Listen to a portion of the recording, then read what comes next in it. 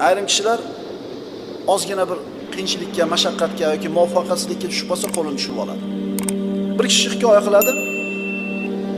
Do'stimni ko'rgani shifoxonaga bordim. Bu shifoxonada ko'proq shol kasalligiga uchraganlar, shol bo'lib qolganlar yotar edi.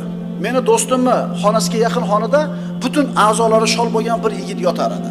O'tib ketayotib salom berib o'tib ketar edi. Ajib narsa shuki, uni ro'parasiga Qur'onni shuni ilib qo'yishgan edi, mushafni. Hali yigit harakatdan qolganim bilan Qur'on yodlashning imkoniyatim to'xtab qolgani yo'q-u deb qasd qilib, shu har kuni kitobga qarab Qur'on o'qir ekan. Oradan bir qancha vaqt o'tganda shifoxonadagi do'stim bir kun aytayapti. Hali yigitni eslaysanmi? Ha, eslayman. Qur'onni yodlab tugati shu yigit. Ana himmat. Kimdir bunaqa kasallikka uchrasa, umuman o'ziga o'zi yopilib qoladi. Birovga gapirmay qo'yadi. Holatini o'zi tang qilib oladi. Bir kuni payg'ambarimiz sollallohu alayhi vasallam, qaranglar, payg'ambarimiz sollallohu alayhi vasallam agar so'rasanglar Firdavsul a'loni so'ranglar deganlar. Amallarimiz shu eson-omon jannatdan bunday o'malab o'tib olsak o'zi katta gap, to'g'ri. Lekin Rasululloh bizni himmatimizni oliy bo'lishini istayaptilar. Payg'ambarimiz sollallohu alayhi vasallam bir kuni sahobalarga qarab, "Ey, Banu Isroildagi bitta kafir chaligan bo'lmaysizlarmi?" dedilar. Kim edi u kampir? Nimani orzu qilgan edi? Bir Arobiy payg'ambarimiz sollallohu alayhi vasallam oldiga kelganida Rasululloh sollallohu alayhi vasallam unga ikrom ko'rsatib, "So'ra" dedilar. "So'ra hojatingni."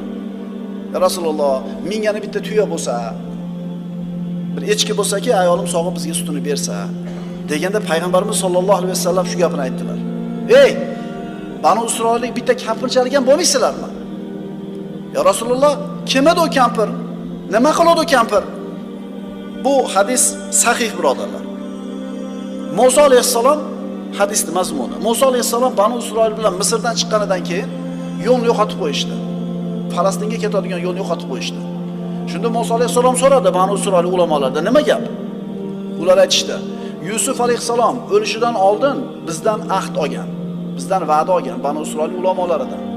Nima deb? Agar Misrni tark qilib chiqib ketadigan bo'lsanglar, meni yotgan joyimdan olib chiqib ketasizlar o'zingizlar bilan. Uni yotgan joydan olib chiqib ketmaydigan bo'lsak, bizga yo'l yo'q" deyshti. Endi Musa alayhissalom bilan Yusuf alayhissalom o'rtasida juda katta uzoq muddat o'tgan. Shunda kim biladi uni qabrini dedi? Bir qari kampir bilishligi ma'lum bo'ldi. Olib kelinglar uni dedi Musa alayhissalom. Olib kelishdi. Yusuf alayhissalomning qabrini bilasizmi qayerdaligini? Bilaman. Ko'rsating bizga. Ko'rsatmayman dedi. To meni talabimni bajarmagunlarcha ko'rsatmayman dedi. Nima talabingiz bor dedi? Jannatda siz bilan birga bo'lish dedi. Musa alayhissalom bu gapi yoqmadi Musa alayhissalom. U meni qo'limdagi narsa emas dedi, bermadi talabini. "Yo, uni bermayman" dedi, "Bo'lmasa yuraveringlar" dedi. "Sahroda yuraveringlar, Falastinni topolmaysizlar" dedi. Alloh taolo vahiy qildi, Jabroil alayhissalom Musa alayhissalomga yetkazdi, so'raganini ber. So'ngra aytdi, bir kichkinagina ko'lga borishdi. Shu ko'lning suvini bo'shatinglar dedi. Bo'shatishdi, kavlaylar dedi. Yusuf alayhissalom shu yerdan topishdi.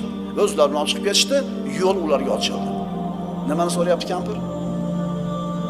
Bomdod namozga turishni olinglar-da. Himmati oliy inson shart turadi o'rnidan. Himmati yo'q odam uxlab qolishini yo'lini qiladi. Payg'ambarimiz sollallohu alayhi vasallam aytganlar, "Yaqudu shaytonu ala qafiyati ra'si ahadukum idza huwa nama thalathu uqadin." Sizlardan bittalar uxlasa, shayton boshini orqa tarafiga 3 ta tugunni chukib qo'yadi. Birinchisi har bir tugunni uradida senga uzun kecha bor, uxla deydi. Agar musulmon uyg'onib Allohni zikr qilib bismillah desa bitta tugun yechiladi. Turib tahorat qilsa ikkinchi tugun yechiladi. Namoz o'qisa 2 rakat tugunlarda hammasi yechiladi. O'zi harakatchan, ruhi pok, himmati oliy bo'lib turadi.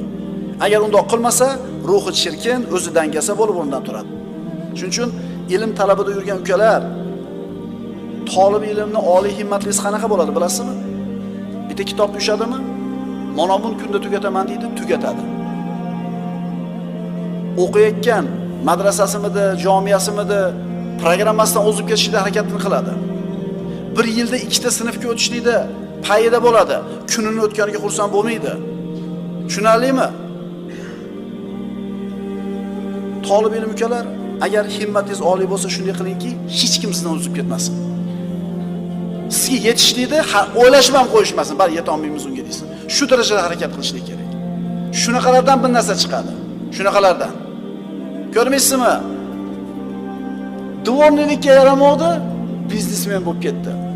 Nima qilmadi? Qo'lini tushirib olmadi. Rasululloh sollallohu alayhi vasallam kunlarning birida aytdilar: "Meni ummatimdan 70 ming kishi jannatga behisob, hisob-kitobsiz kiradi." Shunda Ukkosh ibn Muhsin: "Ya Rasululloh, duo qiling, men o'shalardan bo'lay."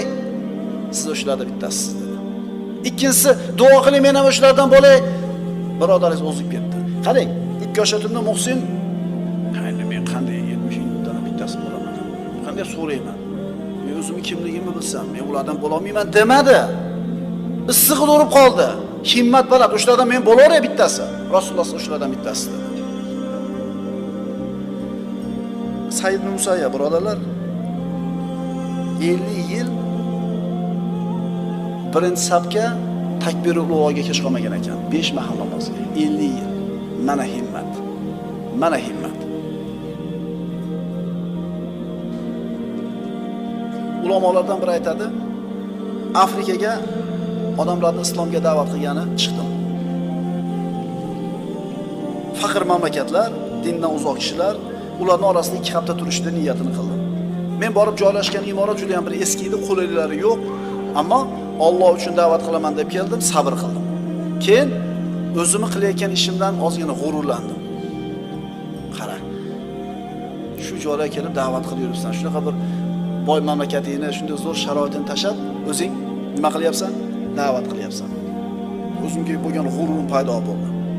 Odamlar orasida yurib da'vat qilar ekanman, bir necha kun muhoziralar, ma'ruzalar qilgandan keyin bir g'arbli ayolni ko'rib qoldim, mana shu qora tanlik afrikalik odamlar orasida. Kim u deb so'rasam, bu missioner ayol. Nasroniylikka shu mahalliy aholini da'vat qilayotgan ayol. 6 oydan beri shu yerda yuribdi, deyishdi. O'zimga bo'lgan bahoyim o'rniga tushib qoldi. G'ururim ketdi. Bu ayol o'zini botil diniga da'vat qilish uchun Yevropadagi qulayliklarni tashab 6 oy mana shu qora odamlarni, afrikalik odamlar orasida yuribdi. Uni himmatini qarang-ku, bu kishining himmatini qarang.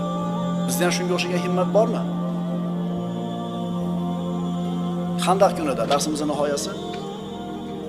Mushriklar Quraysh qabilasi boshchiligida 10 ming kishilik qo'shin to'plab Madinaning ustiga kelishdi.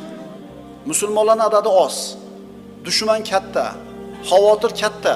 Musulmonlar xandaq qazib himoyalanishga majbur. Orqa tomonda turgan Banu Qurayza yahudlari ahdini buzishdi, xiyonat qilishdi. Oldida 10 ming qo'shin turibdi, xatar solib, orqa tomonda Banu Qurayzaning xiyonatidan musulmonlar xavotirda, juda ham ozchilik musulmonlar qoldi. Munofiqlar aytishdiki, Alloh va payg'ambari bizga faqat g'ururni, yolg'on narsani va'da qilishgan ekan-da deyishdi. Lekin iymon keltirgan oliy himmat mu'minlar nima deyishdi? Hada ma wa'adana Allohu va rasuluhu. Mana shu narsa Alloh va rasuli bizga va'da qilgan narsa. Shu sinovlar keladi, shu imtihonlar bo'ladi deb aytgan, biz shunga yaralganmiz. Mana shu imtihonda o'tishlik uchun turibmiz deb sobit turishdi. Alloh taolo ularga o'zining nusratini berdi. Birodarlar, oliy himmat inson, himmati past bo'lgan inson, bu kishi teng bo'ladimi?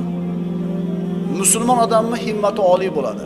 U Firdavsul A'loning orzusida bo'ladi.